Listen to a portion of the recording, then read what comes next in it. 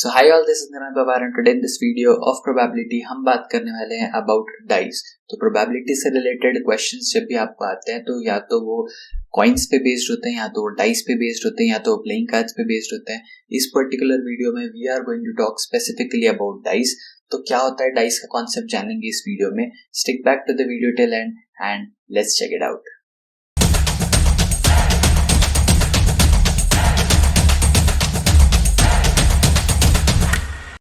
तो प्रोबेबिलिटी से रिलेटेड जब भी कोई क्वेश्चंस हमारे सामने आते हैं, अगर वो क्वेश्चन डाइस पे बेस्ड हो तो सबसे पहला काम जो आप लोगों ने करना चाहिए वो ये है कि आप फाइंड आउट कर लो कि total number of sample spaces कितने बनेंगे, राइट। तो चाहे वो एक डाइस हो, चाहे वो दो डाइस हो, या वो दो से ज्यादा हो। वैसे जनरली जब भी आप कॉम्पिटिटिव एग्जाम या किसी भी एग्जाम की बात करते हो उसमें दो डाइस से ज्यादा का क्वेश्चन आपको नहीं पूछा जाएगा प्रोबेबिलिटी में। तो इसलिए it is very much important कि हमको पता हो कि जो भी क्वेश्चन आपको पूछा गया है उसमें total number of sample spaces कितने होंगे, राइट। तो यहाँ पर ध्यान से देखना, total number of sample spaces for dice it is given by 6 raised to the power n, ठीक है। तो जैसा if you remember the last video जिसमें हमने कॉइन्स की बात की थी, अगर अभी तक आपने वो वीडियो नहीं देखा है तो उस वीडियो पे जाके कॉइन्स को भी आप चेकआउट कर सकते हो।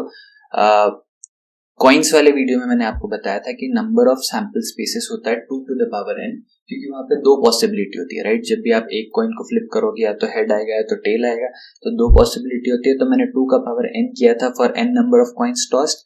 यहाँ पर जब कभी आप एक डाई को रोल करोगे तो मुझे पता है कि 1 से 6 के बीच कुछ भी आ सकता है। तो वैसे ही n डाइस जब रोल होगी तो उनके लिए total number of sample space 6 to the power n हो जाएगा, राइट। तो अब अगर आपके पास अगर आप एक डाई को रोल कर रहे हो तो एक डाई के लिए क्या होगा, 6 to the power 1 that is 6। तो number of sample space definitely 6 होगा। अगर आप दो डाइस को रोल कर रहे हो तो दो डाइस के केस में क्या होगा, 6 to the power 2 हो जाएगा, क्योंकि दो डाइस की बात कर रहे हैं तो हो जाएगा 36, राइट। इससे आगे के लिए भी आप कैलकुलेट कर सकते हो, लेकिन कभी आपको पूछा नहीं जाएगा कॉम्पिटिटिव एग्जाम्स में। It is mostly either 1 dice या 2 डाइस, क्योंकि उससे ज्यादा केसेस में बहुत ज्यादा सैंपल स्पेसेस एंड ऑल बन जाते हैं and things then become complicated, और फिर छोटे छोटे टाइम इंटरवल में ज्यादा बड़े क्वेश्चन सॉल्व करना पॉसिबल नहीं हो पाता। इसलिए मोस्ट प्रोबेबली कंस्ट्रेंटेड होता है डाइस के क्वेश्चन टू ओनली 1 डाई और 2 डाइस, राइट। अब एक बार अगर आपको ये पता चल गया तो लेट्स टॉक मोर अबाउट कि क्या होगा एक डाई के केस में और क्या होगा दो डाई के केस में, राइट। तो जब कभी हम रोल करते हैं तो डेफिनेटली अब मुझे पता है कि इसमें नंबर ऑफ सैंपल स्पेस जब मैं फाइंड आउट करूंगा तो 6 to the power 1 हो जाएगा, मतलब 6। तो मुझे पहली चीज ये तो पता चल गई कि इस केस में जो total number of sample space बनने वाले हैं मेरे, वो कितने बनने वाले हैं, 6 बनने वाले हैं, राइट। तो 6 सैंपल स्पेसेस तो इस केस में बन गए, लेकिन अब वो 6 सैंपल स्पेसेस क्या होंगे, तो इट इज वेरी इजी। हम सबको पता है कि टोटल सैंपल स्पेस का जो सेट बनने वाला है उसमें क्या क्या एलिमेंट्स रहेंगे, 1 से 6 तक सब कुछ रहेगा, राइट है। तो जब कभी आप कोई डाई को रोल करते हो तो या तो 1 मिलेगा या 2 मिलेगा या 3 मिलेगा, 4 मिलेगा, 5 मिलेगा, 6 मिलेगा, इनमें से कुछ ना कुछ मिलेगा, राइट। तो 1 डाई का केस तो बहुत ही आसान है। जो हमारे लिए ज्यादा इंपॉर्टेंट है वो इस पे फोकस करना है कि दो डाइस के केस में क्या होगा, राइट।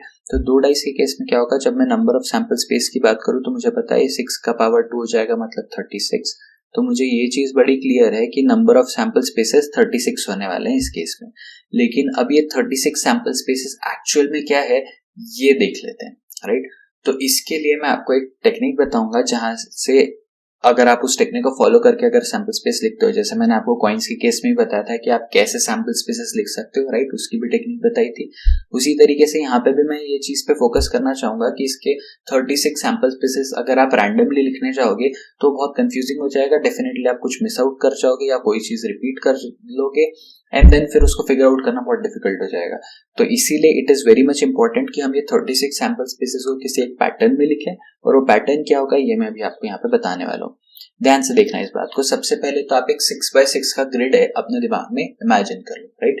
तो आप ऐसा कर सकते हो कि आप 6 ब्रैकेट्स बना लो, है ना, 6 ब्रैकेट्स हॉरिजॉन्टली और 6 ब्रैकेट्स वर्टिकली, और वो 6x6 का एक ग्रिड प्रिपेयर कर लो। जैसे आपके पास 6x6 का एक ग्रिड प्रिपेयर हो जाए उसके बाद आप कैसे सैंपल स्पेसेस लिखना स्टार्ट करेंगे, यहाँ पर देखना। आप सैंपल स्पेसेस कैसे लिखेंगे, पहले आप सिर्फ रेड नंबर्स पे फोकस करो। अगर आप सिर्फ रेड नंबर्स पे फोकस करोगे तो आपको ये समझ में आएगा कि पहले मैंने हॉरिजॉन्टली फर्स्ट लाइन में फर्स्ट रो में पूरे 1 1 1 1 लिख दी, राइट।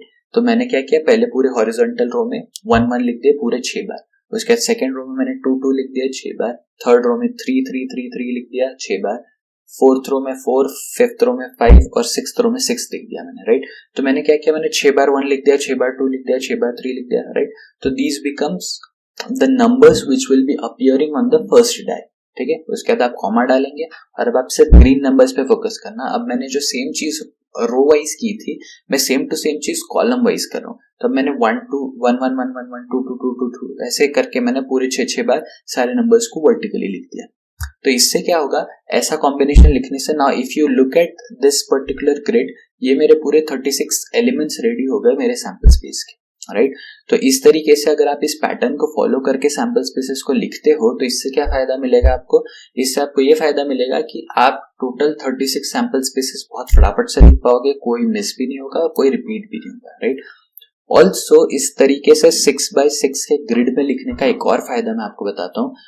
डाइस के जब भी क्वेश्चंस आते हैं तो मोस्टली बहुत बार ऐसा होता है कि वो क्वेश्चंस में आपको पूछा जाएगा कि what is the probability when the sum on the faces of die is 7 या sum on the faces of die is 4।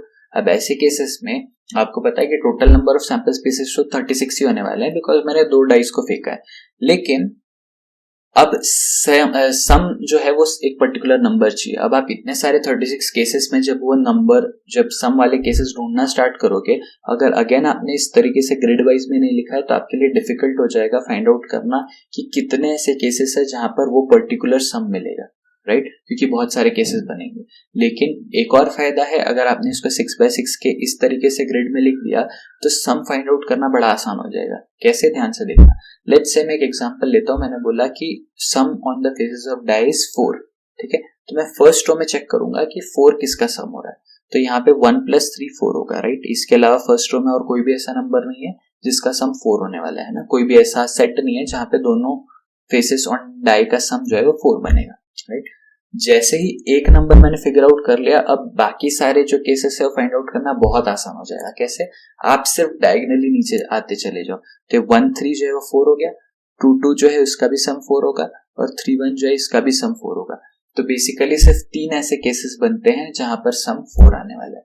इसके अलावा आप कोई भी एलिमेंट देख लो, पूरे के पूरे 36 एलिमेंट्स में कहीं पर भी दोनों नंबर्स का सम जो है वो 4 आपको नहीं मिलने वाला, राइट। अब लेट्स से एक और एग्जांपल लेता हूं। मैंने आपको बोला कि आपको ऐसे केस की प्रोबेबिलिटी फाइंड आउट करनी है जहां पे दोनों नंबर्स का सम 8 है। लेट्स से 8 अगर आपको फाइंड आउट करना है, आप क्या करोगे, आप फर्स्ट रो में चेक करोगे। फर्स्ट रो में जो आपका मैक्सिमम सम जा रहा है वो कितना जा रहा है, 7 जा रहा है, तो आपको नहीं मिल रहा है 8। सेकेंड रो में आके चेक करो। सेकेंड रो में आके चेक करोगे तो आपको 6 + 2 8 मिल जाएगा, राइट। जैसे ही आपको ये 8 मिल गया, एक एलिमेंट मिलने के बाद अगेन आप डायगोनल नीचे आते चले जाओ।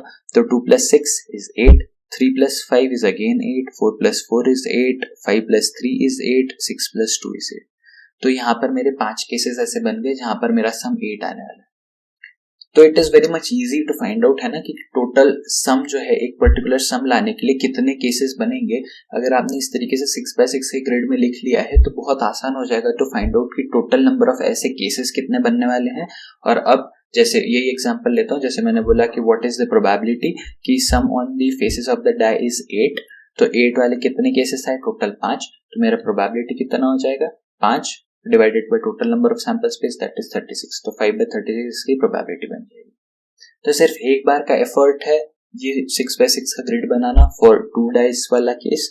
उसके बाद में कोई भी क्वेश्चन आपको 2 डाइस की प्रोबेबिलिटी से रिलेटेड पूछा जाए, आप सिंपली इसी में से फाइंड आउट करके बहुत आसानी के साथ जवाब दे सकते हैं, राइट। अब आपको बहुत और भी कोई केस हो जहाँ पे व्हाट इज द प्रोबेबिलिटी कि फर्स्ट डाई पे हमेशा 1 आए, तो आपको पता है फर्स्ट डाई पे 1 आने वाले सिर्फ 6 केसेस है, तो 6/36 उसकी प्रोबेबिलिटी हो जाएगी, दैट इज 1/6, है ना।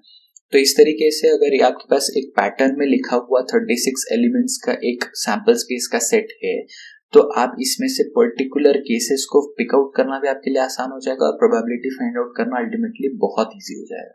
सो आई होप ये जो मैंने आपको मेथड बताया है to write down the sample spaces and फिर इसमें से कैसे हम सेम सम वाले नंबर्स फाइंड आउट कर सकते हैं, ये आपके लिए हेल्पफुल हुआ होगा।